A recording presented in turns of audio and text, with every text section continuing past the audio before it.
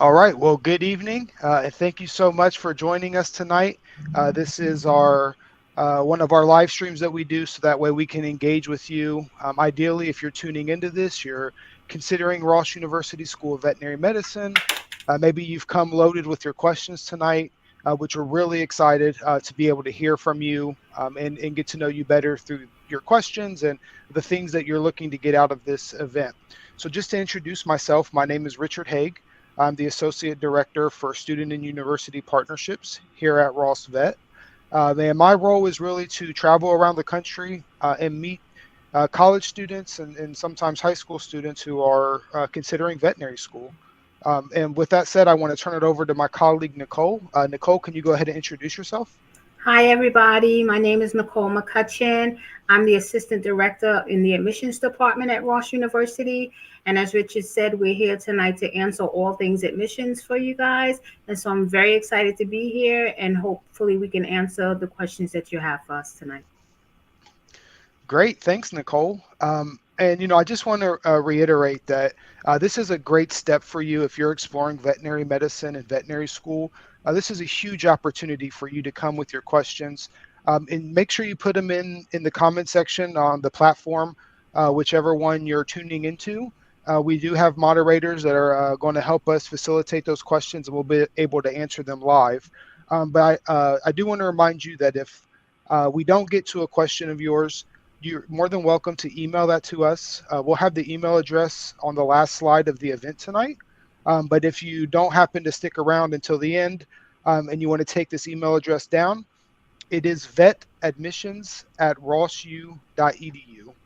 So again, if a question comes through and we don't get to it, you're more than welcome to send it in, and we'll make sure somebody reaches out to you to keep the lines of communication open.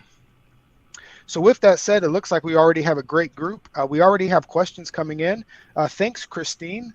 I see that you've put a question into the comment section, and it looks like you want to know if Ross Vet School accepts the VMCAS applications. So in short, the answer to that question is yes. You can apply to Ross by using VMCAS. But Nicole, because you work in our admissions department and specifically handle those applications, can you talk to the audience a little bit about how that process works and how we review the VMCAS app? Yes, no problem, Richard. So yes, as he said, we do accept applications from VMCAS, and actually VMCAS has opened up the portal right now so that you can go in and start putting in your information. You won't be able to apply to any of the vet schools that you choose right now, but you can at least get started with the details and biographical information about yourself, which will give you a head start when it does go live. And it'll go live somewhere around the middle of May, where you can start submitting or choosing the school you want to go to. And what happens is if you apply through VMCAS, it's a great feature because you can upload your letters of recommendation, your transcripts, and your test scores, and we will be able to retrieve that information directly from VMCAS and import it over to our system, and just to have everything we need for you. And we trust VMCAS that once they say everything is official, then on our end we consider it official as well. So VMCAS is definitely a great way to apply to Ross. Great, thanks, Nicole. And I do want to point out that some of the vet schools that you may be looking at bring in their vet school class in the fall. So when you're applying to those schools, you may be submitting an application specifically to start in a fall semester. So for example, September. It's important to remember that here at Ross Vet School, we actually have 3 classes that start in a year. So when you are filling out the VMCAS application, you may decide that you are applying for the September term.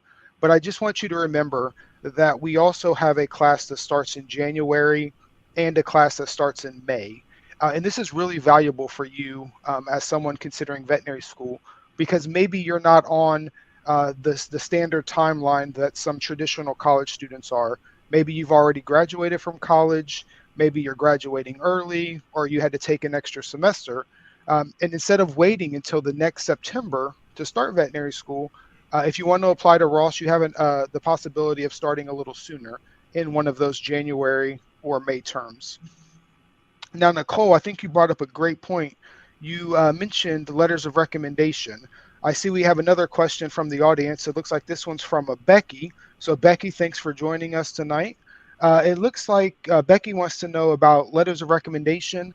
How many do we require, and who should applicants have write those letters of recommendation? Great Nicole, que- can you answer that? Sure, great question, Becky. And so that's a great question. We only require two letters of recommendation, but you can send in or have in sent as many as you like. The more the better. But we require one from an academic professor, and that person you should have taken a course with in college or university, or it can be an academic advisor, but they have to be able to speak to you as a student, your grades, your GPA, and just overall how well you did as a student. The second letter we require is from a veterinarian. We call it a DVM letter. And that should be a vet that you worked with or shadowed in the clinic. It can be an animal shelter. It can be a research lab that you worked with animals, but it definitely needs to have a veterinarian sign off on it. So those are the two letters that we do require. Oh, great, Nicole. Thanks so much for bringing that to everyone's attention. And you keep saying things in your answers that are just sparking more questions. So I think you're doing a great job in helping these potential students understand more about what we're looking for. Because in talking about that experience with veterinarians, it looks like we have Sandra on, who happens to be in Hawaii, from what I can tell. So that's pretty exciting. But Sandra wants to know about number of hours that an applicant may need in order to be considered for admission. Now, for those in the audience, we do look for 150 hours of animal experience. That can be paid employment. So we understand that some of you are working as veterinary assistants, maybe vet techs, but some of you may not have the opportunity to get paid for your experience, and that's perfectly fine.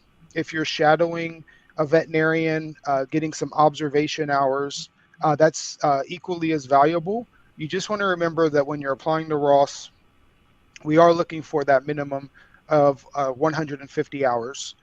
Now, Nicole, can those hours, is that submitted through the VMCAS application, or is that something that they submit on a separate documentation? Great question, Richard. So what when you're in VimCast and you're filling out everything, you can do it one of two ways. You can upload your hours. Some people have it very detailed. They have a list of how many hours they spent at each clinic or various things, and you can do that. But you can also make it a part of your resume or CV, and we recommend that because you can outline exactly what work experience you have, and that makes it easier for you and then easier for us as well to keep that information handy. Awesome. Yeah, thanks a lot, Nicole. That was great expansion on that. And again, if at any point you have questions about the hours that you've accumulated, whether or not something qualifies, continue to reach out for us. We're going to be live here for a little bit tonight, but we don't want this to be the end of the conversation between you and our admissions department. So I just want to remind you that email address is vetadmissions@rossu.edu. Keep the lines of communication open. Hi, Richard. Can I just jump in based on Yeah. what you just said? You just triggered a memory for me. Also, sometimes students, you are still in school and you're taking the prerequisite courses for Ross, and you might not be so sure which ones we will accept. Feel free to reach out to us via email, and just you can send us over a syllabus, a course description, or even your transcript, and we'll do a preliminary review for you and let you know if those classes are the right ones. We don't want you to take classes that you don't need and spend extra money that you don't have to. So feel free to check with us first. That way there's no misunderstandings. Great. Thanks, Nicole. And I think that now you're triggering something in me, which is great because we got this back and forth going. But I do want to point out for those of you in attendance that a bachelor's degree is not required here at Ross. It's a common question that I get when I'm traveling around the country. And we understand that for many of you, it may be valuable to go through your full college career and get that bachelor's degree. But if that's not the path that you want to take, just keep in mind that here at Ross Vet, we require a minimum of 48 college credit hours, and you want to make sure that the prerequisite coursework is completed when you're looking at that 48 target. And the full detail of the classes that we require can be found on our website. Or again, you can email us, call our admissions team, and we'll be happy to talk to you about that. But with that said, we got another question coming in. Javier, thanks a lot. And this one's about the GRE. And I think that this is a pretty good question because in the past couple of years, with the way things have changed around the world, Ross Vet has moved to an optional model for the GRE. Now, with that said, although it is optional, we do still encourage students to take the GRE. It is an added element to your application that can help us understand, um, how prepared you are and how your academic ability, things of that nature. But if you are looking to apply within the next coming semester, so that would be May or um, September of this year, the GRE is optional. But keep in mind, beginning in 2023, the GRE exam will be required again. So I just want to point that out. And then another question along the lines of tests or required exams is the Casper exam.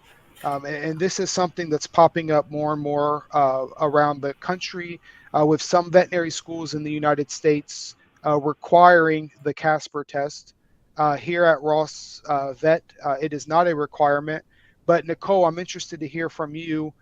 Have you had individuals submit the Casper exam? Do you get a lot of questions in the admissions department about if students should take Casper when it comes to Ross? Great question, Richard. Yes, as a matter of fact, a lot of students are taking the Casper exam, and we get those results and we send them right over with their application. And the good thing about the Casper exam, it gives the admissions committee just another feature to take a look at so that they can see that you're a strong candidate. So I do highly recommend it. It's not required, but it is recommended.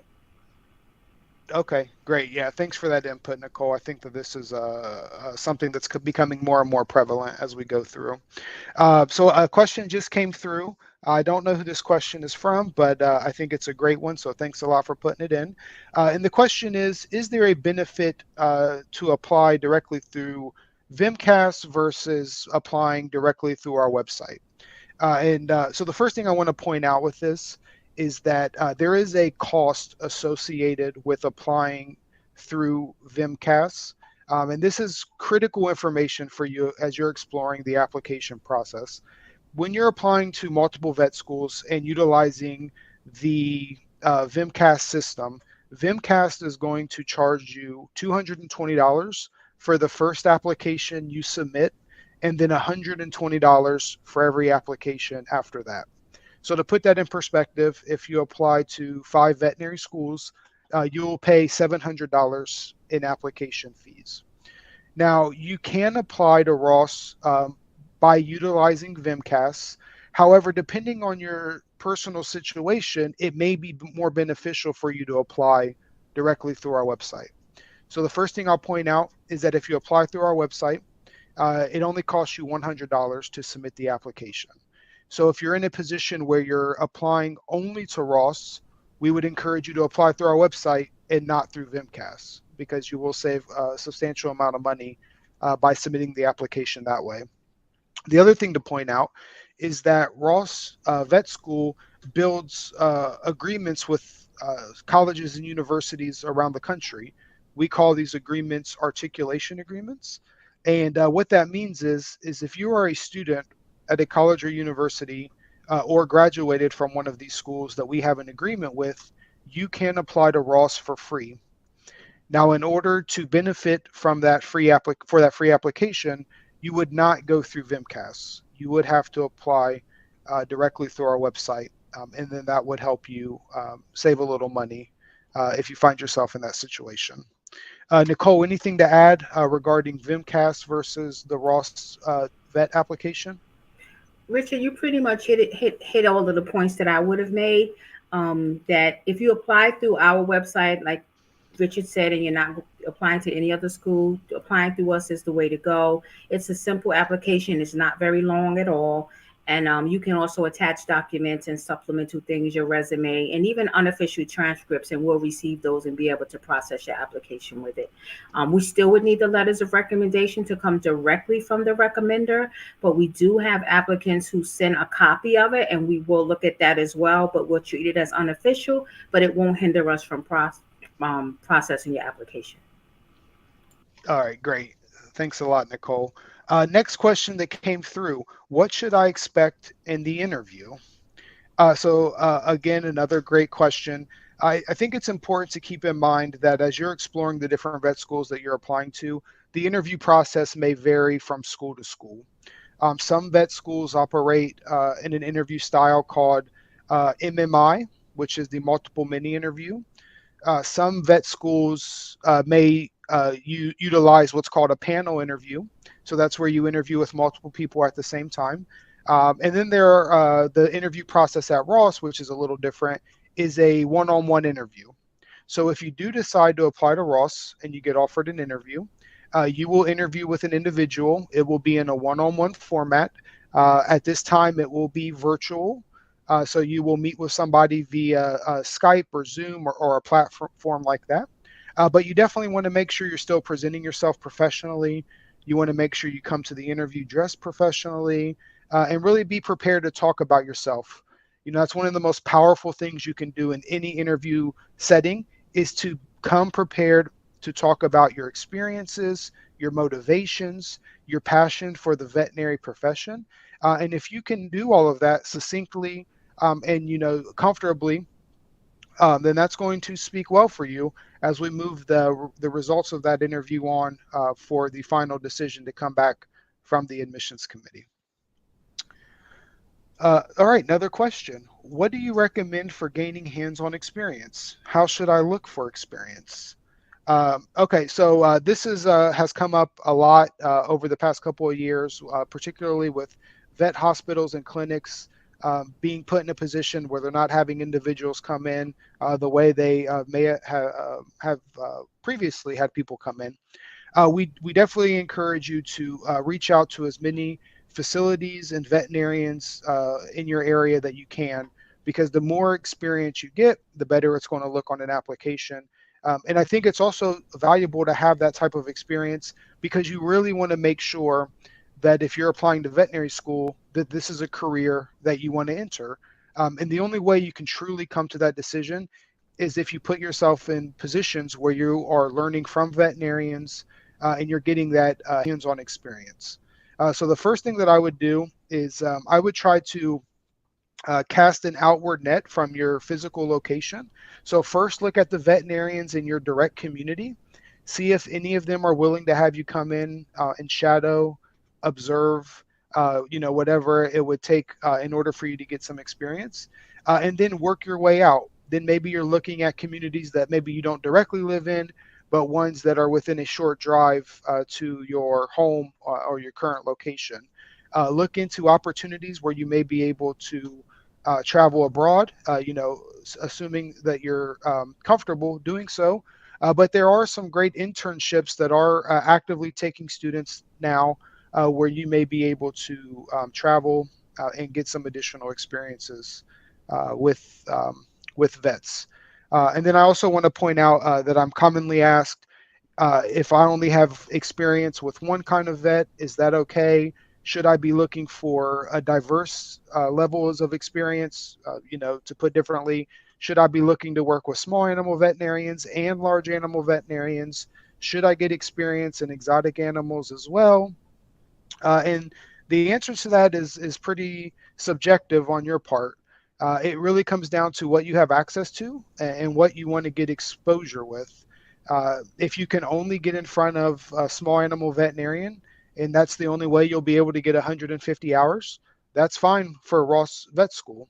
But if you do get a position where you can learn from small animal vets, large animal vets, maybe visit a zoo or have conversations with exotic vets, it's only going to make you more prepared and really round out your application as you're looking to apply. All right, so next question, and this one looks like it's coming from Drew. Can I schedule an advising appointment to make sure I'm taking the correct classes at my institution? Nicole, do you want to take that one? Sure, Richard. Thank you. So, yes, true. You definitely can have an advising appointment. What I would recommend you do is one of two ways. You email the vetadmissions at rossu.edu email. You let them know that you're looking to have an advising session. Someone is monitoring that email inbox, I'd like to point out, daily. And so what they will do is respond to you and connect you to an admissions advisor who will make an appointment to talk with you. Another way you can is to reach out to us by telephone. We'll have that number at the end, but just in case you need it now, it's 732-509-3042. That takes you directly to the admissions department, and you can also request an advising session that way. Great. Thank you, Nicole. No problem. So another question has come through, and it looks like this individual is asking about vet prep. So, and thank you so much for asking this question. For those of you who don't know, Ross Vet School has a very unique program. It's specific to our veterinary school, and it's called Vet Prep. And this person wants to know if they can apply directly to Vet Prep. And the answer to that is no. So for those of you who may be thinking about Vet Prep, or maybe that's on your radar, it's important to keep in mind that when you do submit your application to Ross, and we're evaluating you for admission, once you go through the interview process, if you're offered an interview and a decision comes back from the committee, there are 3 decision possibilities that could come back. You may be offered direct acceptance, you may be denied, or you may be offered Vet Prep. So, just to reiterate, it's not a program that you apply to, but rather it's a decision possibility that could come back after your application and your interview is reviewed. So another question, is Ross still accepting applications for May? Nicole, is Ross Vet still accepting applications for May? Great question. And yes, we are. We still have some seats available for our May class. I recommend you go ahead and apply directly through our website. If you're really interested in May, you want to do that right away. Even if you have some coursework that's still pending or a class you haven't been able to take yet, don't let that stop you. Apply, because we can start the process. And if you qualify, it at least get you to an interview status. So yes, we definitely have seats available left in May. Great, thank you. Isabella, I see a question has come through about the timeline of submitting an application. So Isabella wants to know, how early should I apply? And we've already talked about applying through our website versus applying through VMCAS. To put it simply, apply as soon as you're ready to apply. And you can apply to Ross Vet within a year of the term starting that you're interested in. But the reason that applying earlier rather than later may be better for you is because, one, it will help us review your application sooner. And if you're offered direct acceptance, it will give you more time in between getting your acceptance offer and when you need to start, which can be valuable time for you to take care of anything at home, maybe continue to work so you can save up a little bit of money, and spend a little bit more time with your family before you transition to our campus in St. Kitts. But Nicole, is there anything that you want to add regarding how early someone should apply? No, Richard, you hit it on the nose. As soon as you possibly can, the earlier the better. All right, perfect. Another question coming through. People are coming in hot with the questions tonight. That's what we like to see.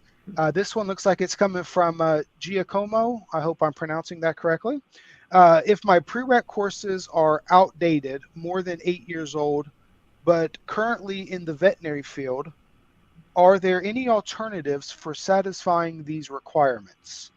So the first thing I want to point out is that timeline for how old your coursework can be for our application process is 10 years. So I see that in your question, you specifically referenced 8. If they're older than 8, but younger than 10, you still would be fine in submitting those. But if they're older than 10 years, which would make them outdated for our application process, you may have to seek some alternative routes to get that coursework completed. Nicole, do you have any examples of what people can do if their coursework is older than 10 years? Right. So if your coursework is older than 10 years, some students, many students, sometimes they go online, they go to a school and take a course online if there's just a few courses to take. But what we do have now, which is great, if you've taken a prerequisite and it's 10 years old and you just, for some reason, cannot take the course again, we do accept CLEP scores. So you can go ahead and do a CLEP for that course. And if you do well in that, we'll accept that as well. But you would have already had to have taken the course and it'd be expired for us to accept it as CLEP. Okay, perfect. Yeah. And for those of you who may never have heard of that before, CLEP is an acronym. It's CLEP, and it's called the CLEP exam. So if you do find yourself in a position where your courses are older than 10 years, or maybe just a couple are older than 10 years, you can do a quick search on the internet, CLEP exam, and then the class that you need the credit for, and then that can help navigate you through the process to potentially take that route. Richard, let me just jump in again on that question. Also, it'd be a good idea to check in with us on vet admissions at Ross U, because there are some courses that don't satisfy through CLEP exam. And I don't have that handy in front of me right now, but if you are a person that's interested in that, please email us so that we can give you the correct information on which courses those are. Okay, yeah, perfect. Great information, Nicole. Another question coming in. After I submit my application, how long will it take for me to hear back? Nicole, do you have any input on that question? So it depends on which route you take. If you apply directly through our website, and also depends on what season it is. So if you apply directly through our website, you tend to get processed sooner. Right now, we are now finishing up our process for VMCAS applications. So any applications that come to us through our website, they're being processed on a daily basis. If you apply through VMCAS, it can take several weeks, and I'm going to be quite honest with you. It could take up to 8 weeks or even longer, because we do get a large amount of VMCAS applications, and we like to be fair. So we process the applications in the order that we receive them. So if you don't, the good thing about it is you'll know whether we've processed your application, because once it comes through, you'll get an email from us saying we have received your application and it is now being processed. But we don't have a problem with you calling in or emailing if you really just feel like it's been a while and you haven't heard anything, and then we can at least double check for you and give you a status update. Oh, great, Nicole. And like a high-end sports car, you are firing on all cylinders tonight, because you just reminded me, circling back to the question about the timeline to submit your application. I think it's important to keep in mind, as Nicole stated earlier, VMCAS is open for a certain portion of the year. So it opened up in January of this year, and it will be open until September. And as Nicole said, you can submit that application beginning in May or March, I believe, Nicole? May, Richard. It's May. May. Okay. Yeah. So you want to keep in mind that although VMCAS is open until September, if your application's complete, don't be afraid to hit that submit button to Ross in May or June, because then you will be ahead of the people that are waiting until the last day to submit the application. And that can help you in getting your application reviewed a little sooner, because our admissions department does review the applications as they're fully submitted. So I just want to point that out. Another question coming through, this one's from Jay Lee. If accepted, how does housing work? Does everyone stay on campus, or are we responsible for our own housing? So Jay Lee and everyone else tuning in live interested, the way it works here at Ross Vet is that first semester students live on campus.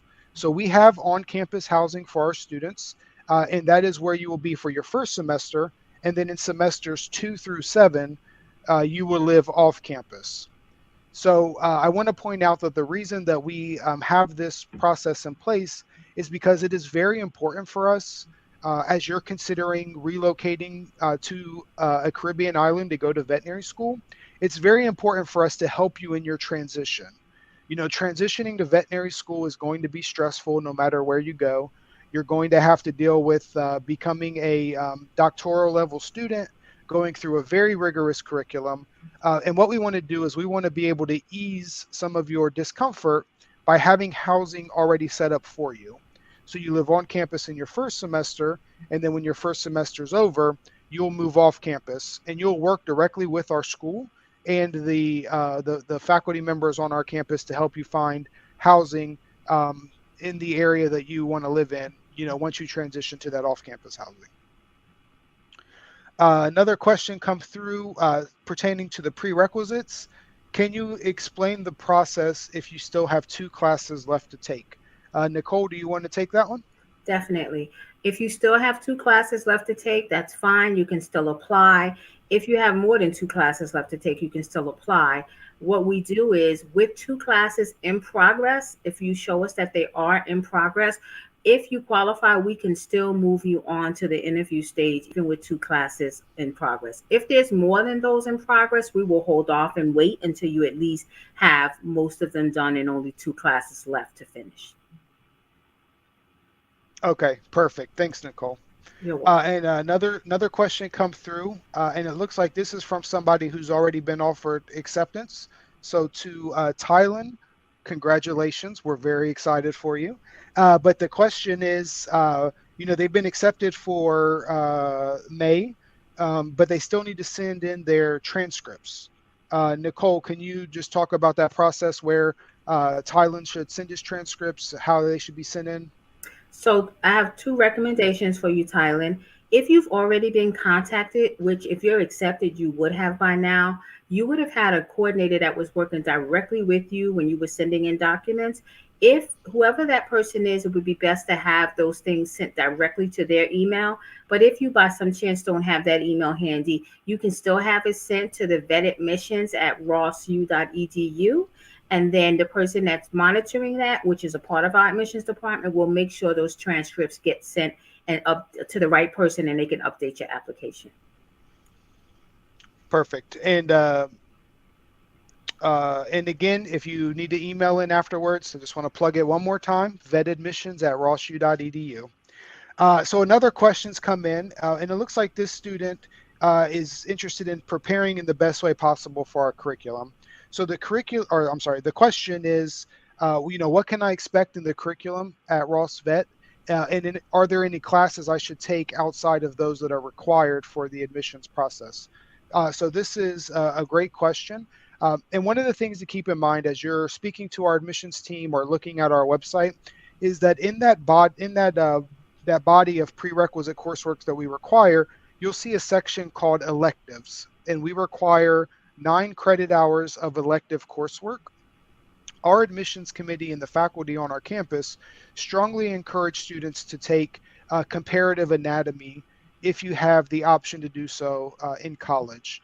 Now, you want to keep in mind that when you're a student here at Ross Vet, you will be in anatomy in both your first and second semester in our vet school curriculum.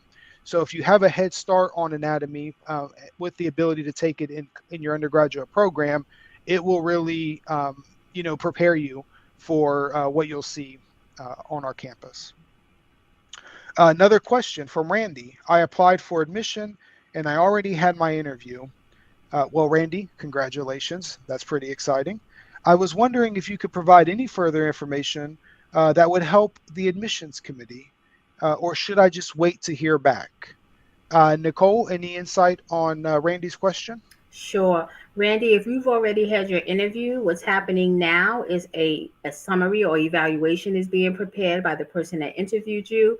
And because I don't have your information handy in front of me, it's either already with the committee or on its way to the committee. There's nothing else you need to do. I know you get anxious because you just want to know what the answer is, but just sit back, hold tight. You will get a response. And the good thing is someone will call you with the answer once the committee makes the decision.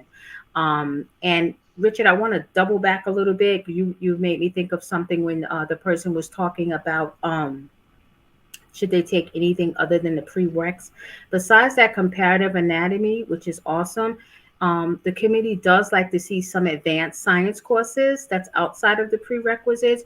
So students take physiology, they take microbiology, they take organic chemistry too. There's just a variety of ones you can take, and maybe you can't take a lot, but if you can at least take 2 of those, it helps the committee to see how well you do in upper advanced coursework. Perfect. Thanks, Nicole. Another question came in, and this is from somebody asking about sending in documentation to complete their application.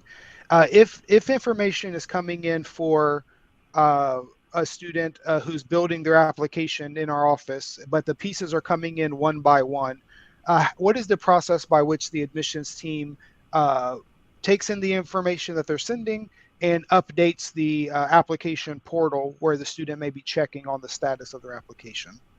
So what will happen, Richard, it depends. If the student has not fully submitted their application yet, and this does happen when and they're sending in documents ahead of time, we have a section that we keep those documents in, and the student's name is on it, so we know to look for it when they apply. But if they've already applied and it comes in singularly, as we get them, we update the application. I can't say how often, but daily we are doing updates to applications. So you just have to kind of pay attention to the your checklist or your portal. If for some reason you don't see anything moving there, feel free to call or reach out to your coordinator or the vet admissions box, and we will let you know where you stand with those documents. Perfect. Thanks, Nicole. Another question. Does Ross Vet provide accommodations for students with ADHD? And the answer to that question is yes. We actually have an entire team dedicated to reviewing an individual's situation, your circumstance, and making sure that you're placed in a position that's unique to the issues that you're dealing with. So I want to reiterate that we do not lump all students in the same category who are struggling with different learning issues or other accommodations that need to be addressed.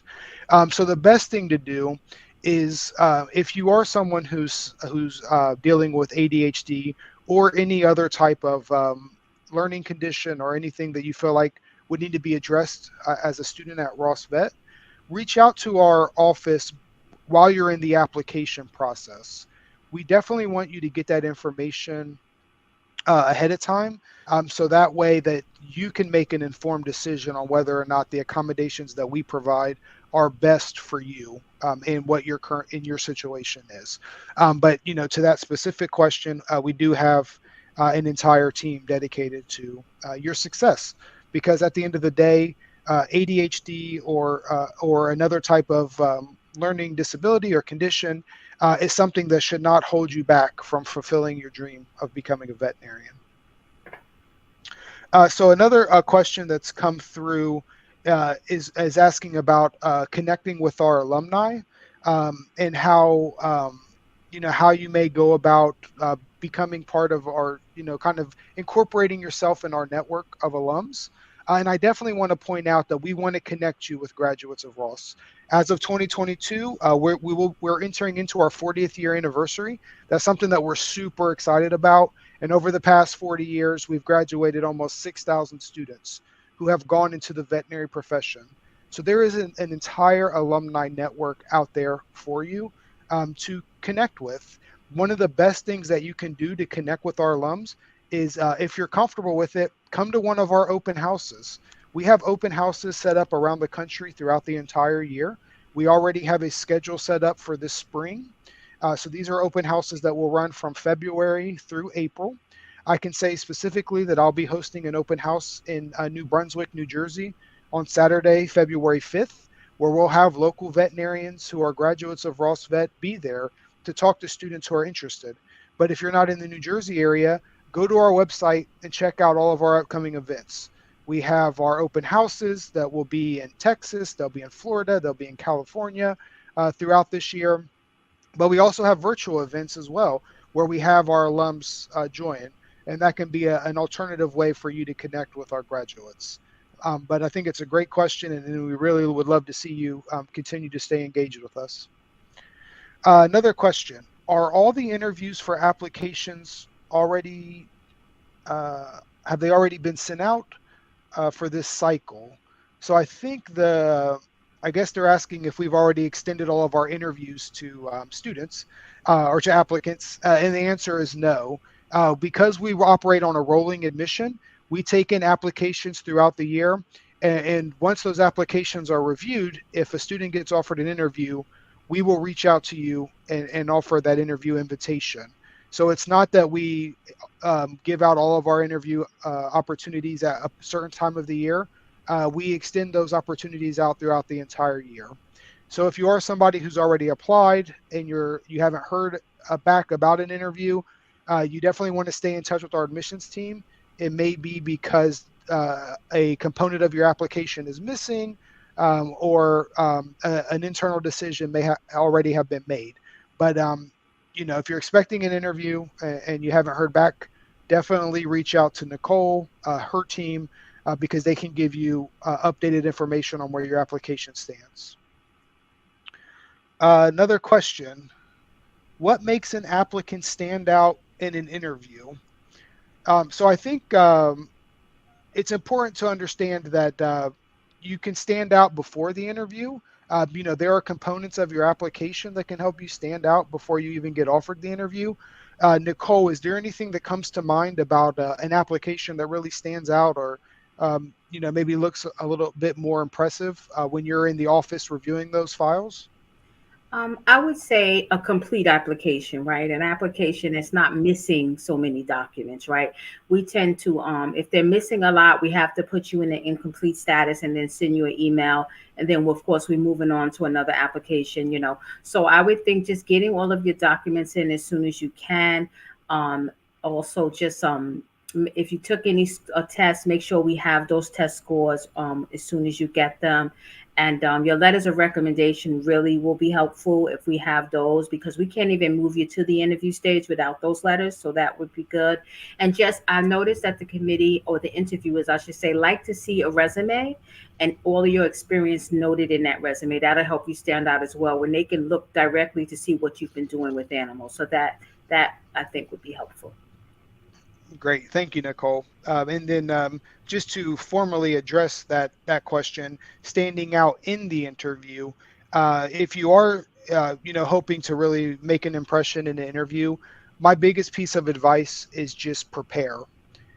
Go through the necessary steps of preparation.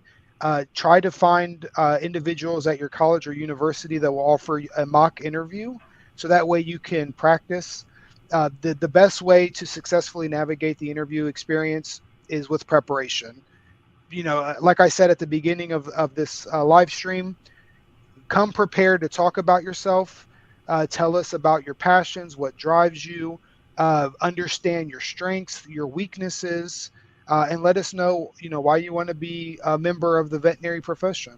And if you can take those steps, you'll certainly be able to get through the interview okay. Richard, can I just add something to that? Also, sometimes applicants feel like because it's a virtual interview, that maybe they could come dress wise a little more relaxed than normal. I always recommend dress to impress.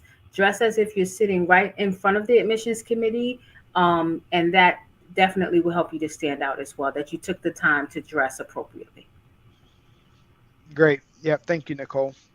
So another questions come through. Does Ross Vet ever visit college campuses? Are there opportunities for a club or organization on campus to learn more about the veterinary school? And the answer is yes, we do. That's what my job is. Me and I have a couple of colleagues, and we travel around the United States. And then we have a couple of individuals who do the same thing in Canada. So if you are someone who's part of a pre-vet club, a biology club, zoology club, or if there's just a group of friends that you have and you all want to go to veterinary school and you want to learn more about Ross Vet, reach out to us. If you just email the vet Ross Vet vet admissions at rossU.edu, that message will get to me. But you can, however you can get through to us, we'll make it a point to come out and visit your college, if that's something that you're interested in. All right, so let's see. Okay, and if you're having a hard time finding on our website where the events are, if you go to veterinary.rossu.edu/events, that's where you'll see a full list of everything that we're doing, both in person and through our virtual webinars that we'll be hosting. All right, another question coming in. Does Ross Vet School partner with colleges and universities for early acceptance decisions or for scholarships? And yes, the answer is yes, we do. I think I referenced it earlier, but if not, Ross Vet School does partner with colleges and universities. We call them articulation agreements. And it's a great way for students to um, easily navigate the admissions process. If you satisfy certain requirements, you may have a streamlined admissions answer on your application. And in some situations, there are opportunities for scholarships through those partnerships. So one of the things that we are actively doing is, as a veterinary school, is we are trying to increase the representation of veterinarians around the world. As of right now, the veterinary field is predominantly Caucasian and female. And we understand that there are communities that can greatly benefit from having veterinarians who come from underrepresented populations. So specifically, there is a need for more African American veterinarians. There's a need for more Hispanic veterinarians, Latino and Latina veterinarians. So we do have scholarships specifically for students who are at institutions that are considered HSIs. And for those of you who are unfamiliar, that is a Hispanic serving institution. Or if you're a student at a historically Black college or university, there may be opportunity for additional scholarships there as well. Nicole, is there anything, looks like we have a little bit of time left. Is there anything you want to add? Maybe something that you think is valuable for the audience, but maybe it hasn't come through in the form of a question? Well, Richard, you were firing on all cylinders, so I can't imagine what I could add to it. But what I will say is we're very excited to know that people are interested in our program because it is a fantastic program. So I will just reiterate, if we didn't get to your question today or your question was a little bit more specific, please email us at vetadmissions.rossu.edu. We'll have that up on the screen at the end so you can write it down, and we will definitely answer your question. We try to get back to students within 48 hours with an answer. And just, if you're hesitant, just go ahead, fill that application out. If you're waiting for VMCAS, that's fine as well. But we just look forward to working with you. If you're still not sure what you want to do, give us a call. Somebody will talk you through the process or answer any other questions that we may have missed. Great. I think that's a great piece of advice to wrap this up, Nicole. It doesn't look like any more questions have come through. So with that said, I want to thank everyone who was able to attend tonight. Thank you so much for coming and talking to us. And like we've said all night long, keep the lines of communication open. We want to continue to work with you. But with that said, I hope everyone has a great evening. Bye, everyone. Bye.